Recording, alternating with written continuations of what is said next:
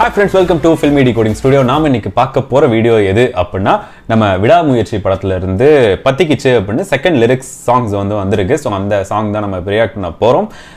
இந்த பாட்டோட duration 3 minutes 32 seconds. And இந்த படத்தை பத்தி ஒரு விஷயம் காலையில தெரிஞ்சிச்சு. அது என்ன விஷயம் அப்படின்னா மகிழ் திருமேனி சார் அவரே சொல்லியிருந்தாரு. இந்த படம் அவரோட கதை கிடையாது. அவர் இந்த கதையை எழுதலை. அவர் அஜித் சாருக்கான வச்சிருந்த கதை என்ன அப்படின்னா ஒரு செம்ம ஆக்ஷன் த்ரில்லர் படம் தான் அவர் வச்சிருந்திருக்காரு. பட் அன்ஃபார்ச்சுனேட்லி இது அந்த கதை கிடையாது. இது அஜித் சாரே ரெக்கமெண்ட் பண்ணி இந்த படத்தை எடுங்க அப்படின்னு சொன்ன ஒரு படம் அப்படின்னு அவரே சொல்லியிருக்காரு காலையில். இப்போ ரூமர்ஸ் எல்லாம் போயிட்டு இருந்தது இல்லையா, இந்த பிரேக் டவுன் அப்படின்னு ஒரு படம் இங்கிலீஷில் இருந்து அந்த படத்தை தான் இதில் ரீமேக் பண்ணியிருக்காங்க. கிட்டத்தட்ட அந்த ஸ்டோரியும் இதுவும் ஒரே மாதிரி தான் இருக்குது, ட்ரைலரை பார்த்தோன்னே தெரிஞ்சிருச்சு அப்படின்னு ரூமர்ஸ் நிறையா போயிட்டு இருந்தது. அண்ட் வலைப்பேச்சில் கூட இதை சொல்லியிருந்தாங்க. ஸோ மேபி அது உண்மையாக இருக்கிறதுக்கான வாய்ப்புகள் நிறையாவே இருக்குது இப்போ அவரோட அந்த இன்டர்வியூக்கு அப்புறமா. அண்ட் இது எந்த மாதிரி மகிழ் திருமேனி சார் படமா, அண்ட் அவரும் அதையும் சொல்லியிருக்காரு, இது ஃபேன்ஸ் எக்ஸ்பெக்ட் பண்ணி உள்ளே வராதிங்க, அஜித் சாருக்கான ஒரு ஃபேன் ஃபிலிமாக இருக்கும் அப்படின்லாம் நினச்சி உள்ளே வராதிங்கன்னு சொல்லியிருக்காரு. இது ஒரு மாதிரி மன கஷ்டமாக இருக்குது. ஏன்னா 2 வருஷம் வெயிட் பண்ணி இப்போ தான் ஒன்று ஒன்றா வந்துட்டுருக்கு அப்படின்ற பட்சத்தில் இப்போது இந்த மாதிரி சொல்கிறது அந்த அளவுக்கு நல்லது இல்லையோ அப்படின்னு தோணுது. அஃபிஷியலாக இது ஒரு படத்தோட ரீமேக் தான் அப்படின்னு சொல்லிட்டாங்கனாலும் கூட பரவாயில்ல. பட் பார்ப்போம், ஓகே பார்க்கலாம், வந்ததுக்கப்புறம் பார்க்கலாம். வாங்க இப்போ இந்த சாங் ரியாக்ட் பண்ணலாம். இந்த சாங் எழுதினவர் யார் அப்படின்றது தான் ஸ்பெஷலு. விஷ்ணு எடவன் அவர் தான் எழுதியிருக்காரு. நம்ம மாஸ்டர் படத்துலலாம் எழுதினார் இல்லையா, லியோ படத்தில் எழுதினார் இல்லையா, ஸோ அவர் தான் எழுதியிருக்காரு. ஓகே, பார்த்தவங்கலாம் சூப்பராக இருக்குன்னு சொல்லியிருக்காங்க. வாங்க நம்மளும் பார்ப்போம். 3 minutes 32 seconds. 3, 2, 1 go. எடுத்தோன்னே வா. வாவ், ஏய் கன்னு நல்லா இருக்கு. விடாமுயற்சி.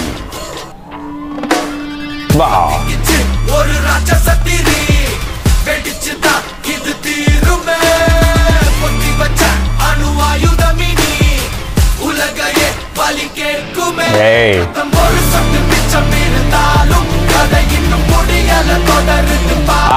இது ட்ரைலர்ல வந்துச்சு. ட்ரைலர்ல வந்துச்சு. ஏய் செம்ம எடிட் பண்ணிருக்காங்க.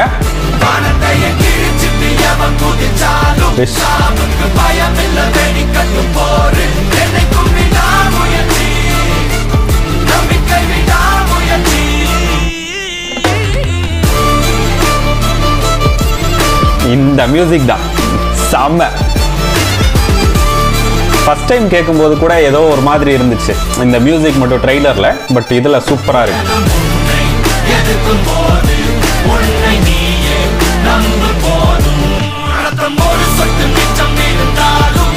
ஏய் சூப்பரா இருக்கு. எனக்கு தெரிஞ்சு அஜித் சாருக்கு இதுதான் பெஸ்ட் லிரிக்ஸ் சாங்னு நான் நினைக்கிறேன். Rap portion.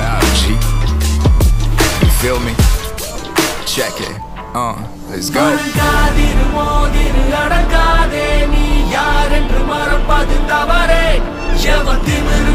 Chessboard.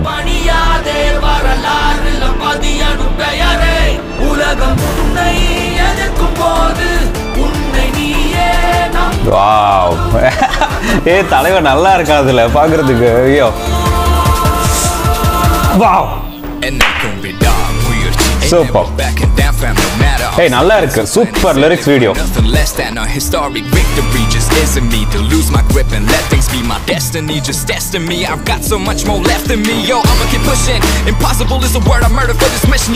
Yes. வா வா வா.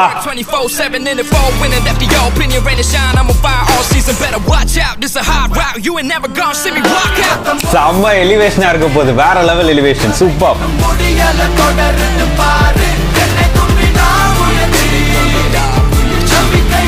முயற்சி. Super super.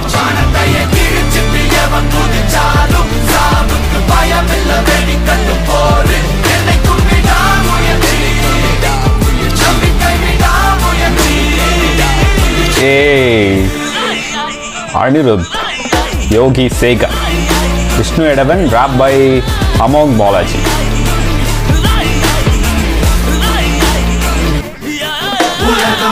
Hey, real footage. Oh, wow. இந்த சீன் தான் எனக்கு ரொம்ப பிடிக்கும்.